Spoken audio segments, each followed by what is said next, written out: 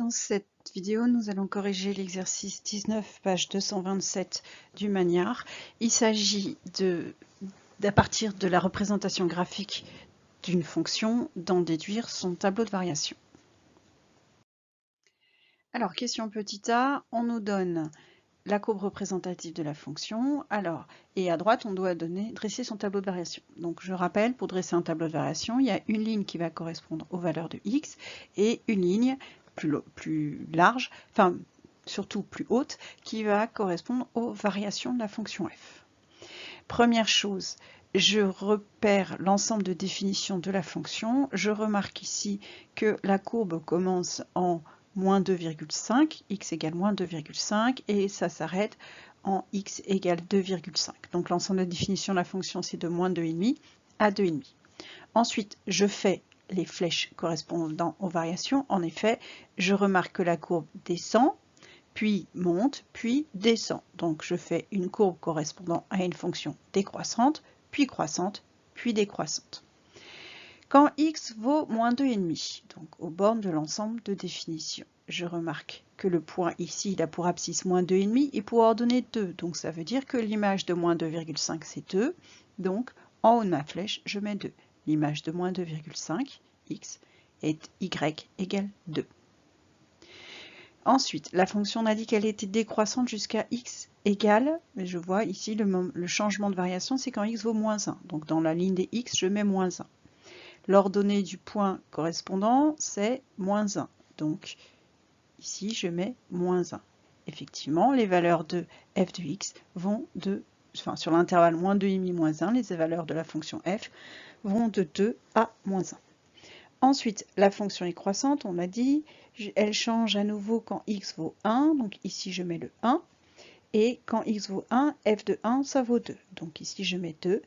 Ensuite, elle est à nouveau décroissante, et quand x vaut 2,5, je lis que l'image c'est 1, donc ici je mets 1.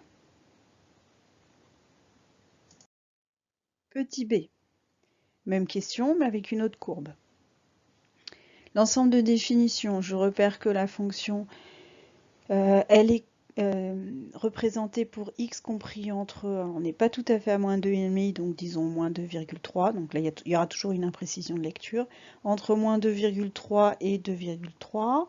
Elle est croissante pour x allant de moins 2,3 à moins 1, donc je mets moins 2,3 moins 1.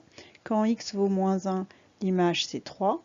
Ensuite, elle est décroissante, donc une flèche qui descend. Le point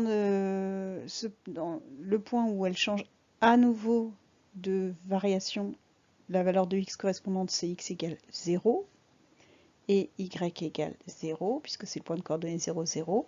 Et enfin, la fonction est croissante jusqu'à la dernière borne de l'ensemble de définition, la deuxième borne, c'est-à-dire de 2,3 ou 2,5.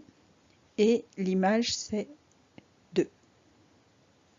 Donc je rappelle, sur la première ligne, les valeurs de x importantes. Donc la première et la dernière, ce sont les bornes de l'ensemble des définitions.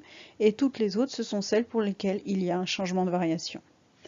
La deuxième ligne nous donne les flèches qui indiquent si la fonction est croissante ou décroissante.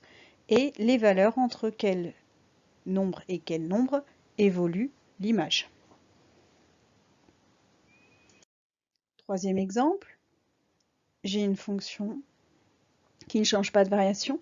Elle est strictement croissante sur tout son ensemble de définitions, donc j'ai une seule flèche qui monte. Ensemble de définition, c'est là encore de moins 2,5 à 2,5. Quand x vaut moins 2,5, y vaut moins 1. Quand x vaut 2,5, y vaut 2. Donc j'obtiens ceci.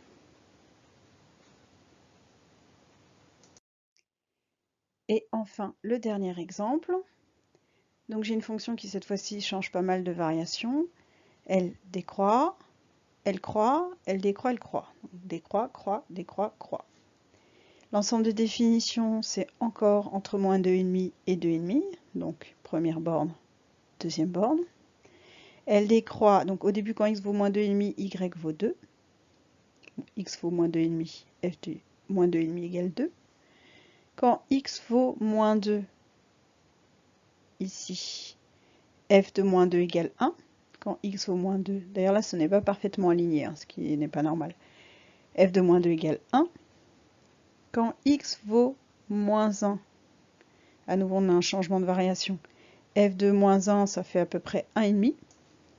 Donc 1,5.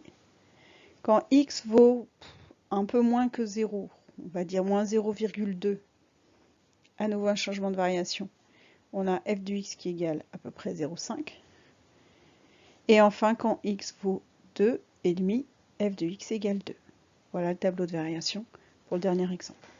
Donc, pour récapituler, on regarde la courbe, on regarde si ça monte ici, ça descend, on regarde les valeurs de x qui sont déterminantes et on les inscrit sur la ligne des x.